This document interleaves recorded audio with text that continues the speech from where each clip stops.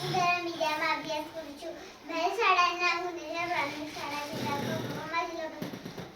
મારી વાર્તાનું નામ છે એક હતી વિકાસ. એક મોટું જંગલ હતું. જંગલમાં ઘણા બધા પ્રાણીઓ પક્ષીઓ રહેતા હતા. એક સુંદર મજાનું તળાવ હતું. તળાવના થોડે દૂર એક ઘટાદાર ઝાડ હતું. જેના ઝાડમાં રહેતા હતા સસલીબેન. એ સસલી તો બહુ જ બીકણ હતી. થોડોક પણ આમ તો અવાજ આવે તો બી જાય. જ્યારે એમને ભૂખ તરસ લાગે ત્યારે એ બહાર નીકળે. એમને ભૂખ તરસ લાગી. સસલીબેન રડતા રડતા બહાર નીકળે. આમ જોયો તેમ જોયો. જોતા જાય આગળ વધતા અને નદી આવી અને બીતા બીતા પાણી પીવા લાગ્યા. અને નદીમાંથી દેડકો નદી કિનારે આવી.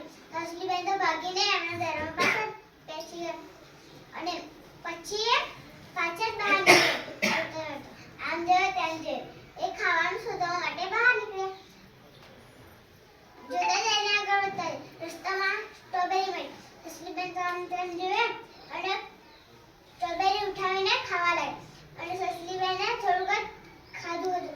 એટલામાં જ એક ધૂળની ડબરી સસલીબેન જોડે આવી. સસલીબેન તો ડરી ગયા અને ત્યાં સ્ટ્રોબેરી મૂકી અને ભાગવા લાગી. સસલીબેન આગળ ભાગે અને ધૂળની ડબરી પાછળ. સસલીબેન અંદર આવી. સસલીબેન તો બેસી ગયા અંદર અને હકતો કહી આજ તો બચી ગયો. સસલીબેન ખાઈ ના શક્યા કે પી ના શક્યા. એમના ડરના કારણે ખાઈ ના શક્યા કે પી ના શક્યા. એટલે સસલીબેન તો દરરોજ એમ કરે. એમ ઘણા બધા દિવસો થઈ ગયા. એક દિવસ તુફાન આવ્યું. સસલીબેને ત્યારે ભૂખ લાગી હતી.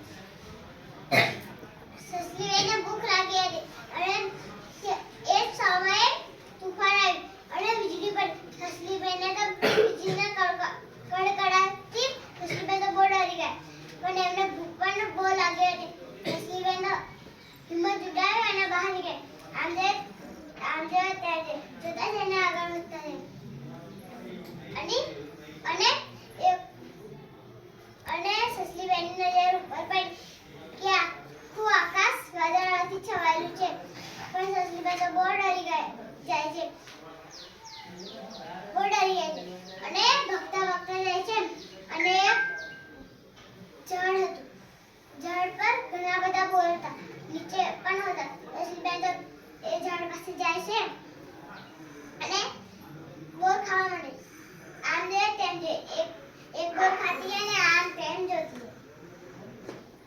અને સસલીબેન ખાતા હતા.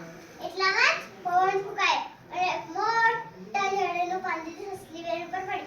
સસલી સમજી બેસે છે કે આ પડી છે. આપનો મતલબ આકાશ ને આકાશનો મતલબ આપ.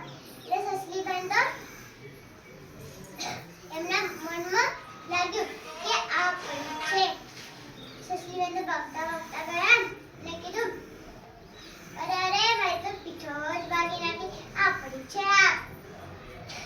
સસલીબેન જોરથી ભાગવા લાગી. રસ્તામાં હાથીભાઈ મળે.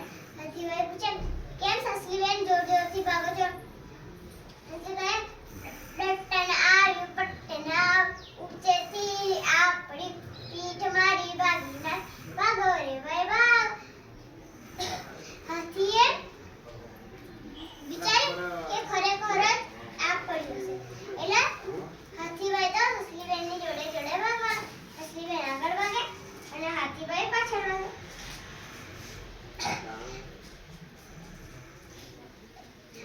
બંને ભાગતા હતા. સસલીબેન બોલે કે ડટ્ટન આવ્યું પટ્ટન આવ્યું ઊંચેથી આપણ પીઠ મારી ભાગી નાખી. ભાગો રે ભાઈ ભાગ. સસલીબેન બોલતા હતા. એક મોટા ઝાડ ઉપર વાંદરો બેઠા.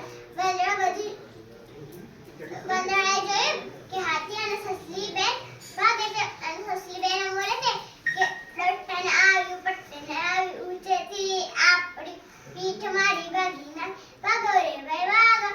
આ વાંદરાએ સસલીબેનની વાત સાંભળી અને